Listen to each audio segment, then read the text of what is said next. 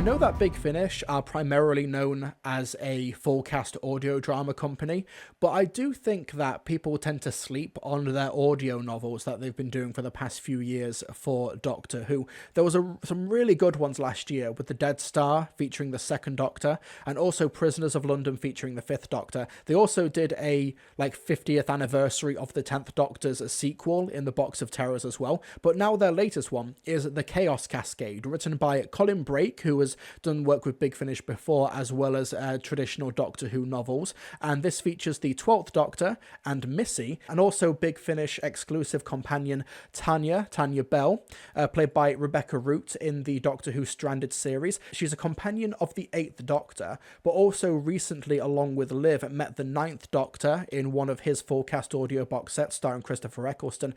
But we have this story here, The Chaos Cascade, which is essentially a spiritual sequel of sorts to The Keys of Marinus, where the 12th Doctor is in Series 10 territory. He is good friends with Bill and Nardole and is looking after Missy in the vault, and decides that we're going to go out for a little bit of a mission with Missy to try and see if she can truly reform herself.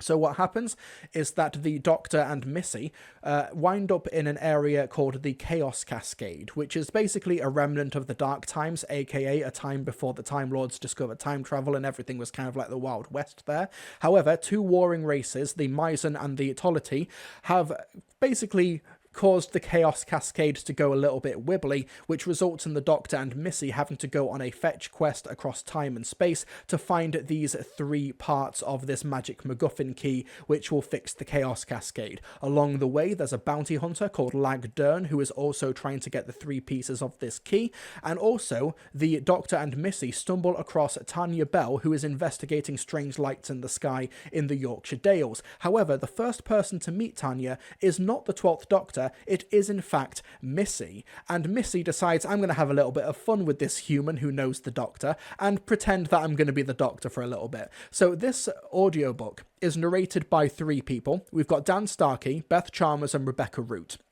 And this 6-hour, 6-part audio drama, basically, it doesn't segment the narrators by chapter. It mainly segments them by who is the priority in the scene. Dan Starkey can do the best Peter Capaldi, Beth Chalmers can do the best Michelle Gomez, and Rebecca Root can do the best Rebecca Root, which would be funny if that wasn't the case. But so whenever Tanya is the most prominent, Rebecca is doing the impression there. Let's play a quick clip, however, from The Chaos Cascade. The woman was dressed in a unique fashion, a real contrast to my casual jeans, ripped blouse and t-shirt ensemble. She looked like she belonged in another era entirely, Edwardian perhaps. There was something of Mary Poppins about her, even down to the parasol, dressed entirely in purple. I could sense immediately that this was a woman who would surprise you with everything she said. Just like... And that's when it hit me. Time Lords have an ability to regenerate, a way to change themselves, their face, height, weight, and apparently their gender. Doctor, is that you? The woman looked at me wide-eyed. An alien walking through the English countryside hadn't surprised her at all, but apparently being recognised did. I knew you were near, I continued, when I was able to understand that alien's language for a while. And then here you are, taking down the monsters just like you always do. It's me, Tanya, remember? Tanya and Liv. How long has it been for you? Oh, so long you wouldn't believe, the doctor said when I finally gave her a chance to speak. So good to see you again. Liv will be so chuffed to see you, I told her.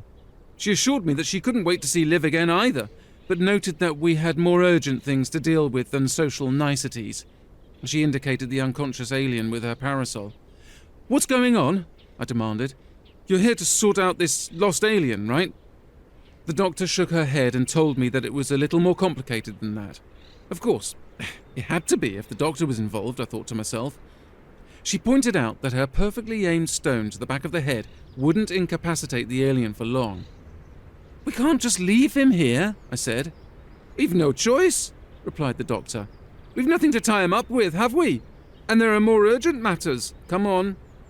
What is more urgent than stopping an armed alien wandering around Yorkshire? I demanded. And don't tell me you'll explain later. I've heard it all before. A look of anger flashed across the doctor's face. This regeneration appeared to be a little moodier than the one I'd spent all that time with in Baker Street, and that's saying something.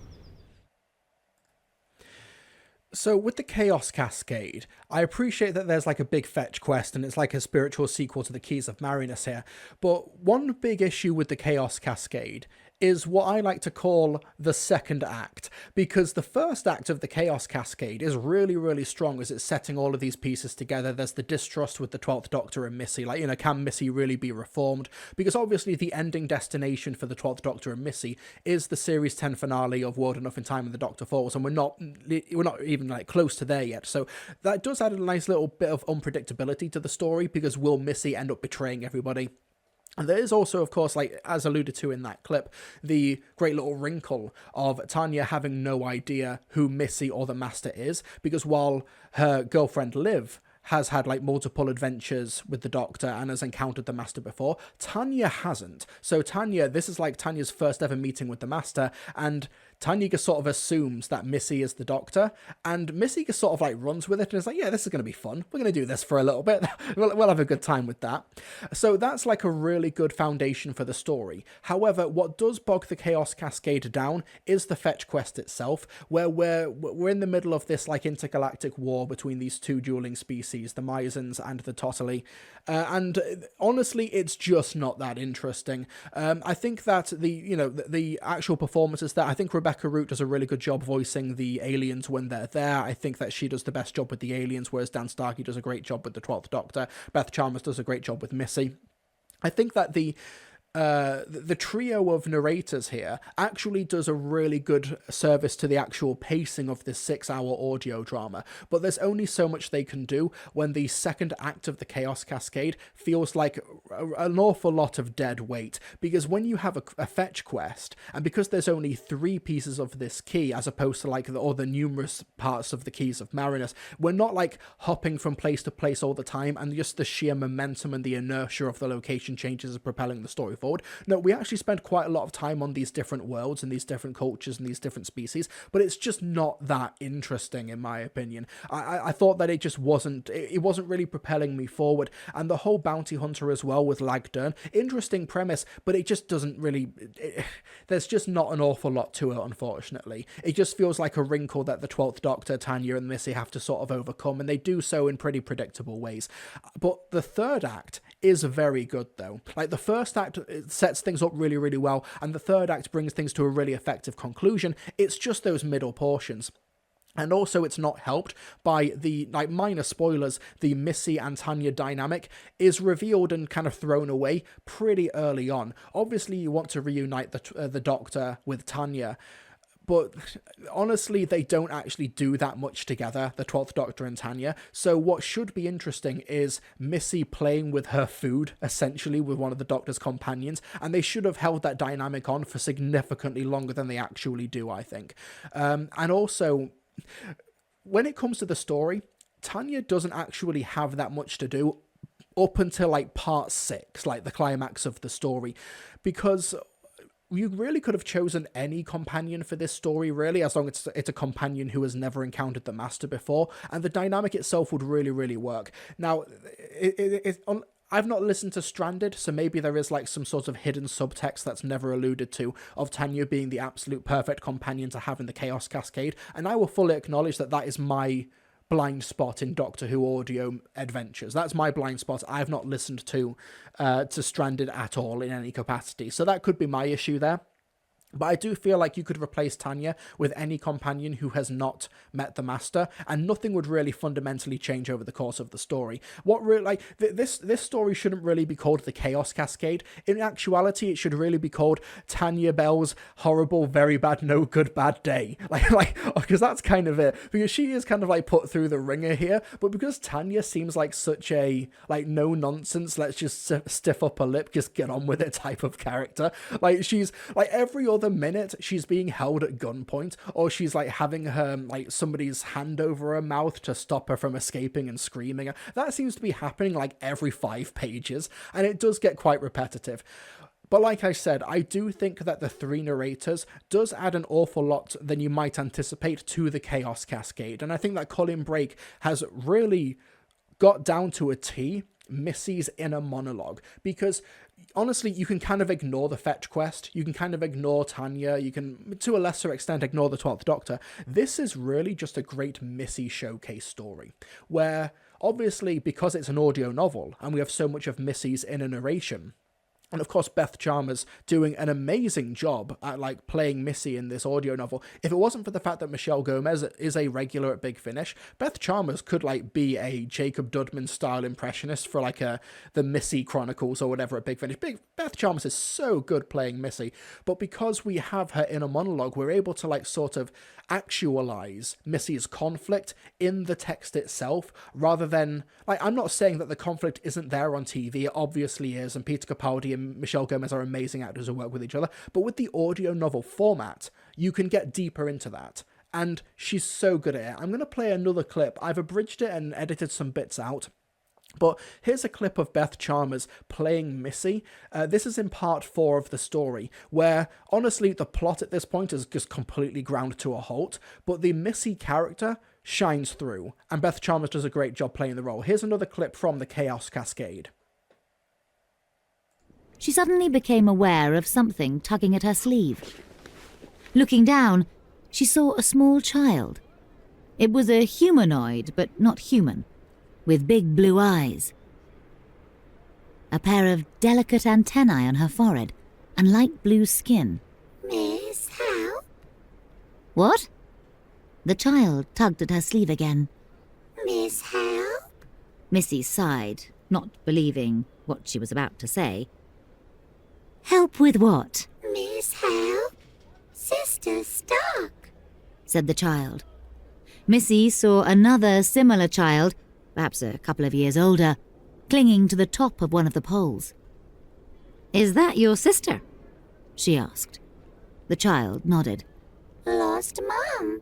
Sister, go look. Sister stuck. The lost sister had clearly climbed the pole to scan the crowds, but had become overwhelmed by the precarious position she had put herself in. Surely there's someone official who can help. Security or someone, she muttered. But there didn't seem to be anyone who might fulfill that role. Miss, help? It's a Missy, dear, not Miss, Missy corrected her. Not for the first time, she wondered if this whole reformation thing was worth the trouble. Being nice, doing the right thing was so exhausting, not to mention boring. And yet, she wasn't going to let the doctor say, "I told you," was she? Missy bent down to talk directly to her. Listen here, Sprout. You need to stay exactly where I put you while I try and get your sister. Got that? Somehow, the child's enormous eyes grew even larger as she nodded solemnly. Missy took her hand and led her across the street to the base of the pole.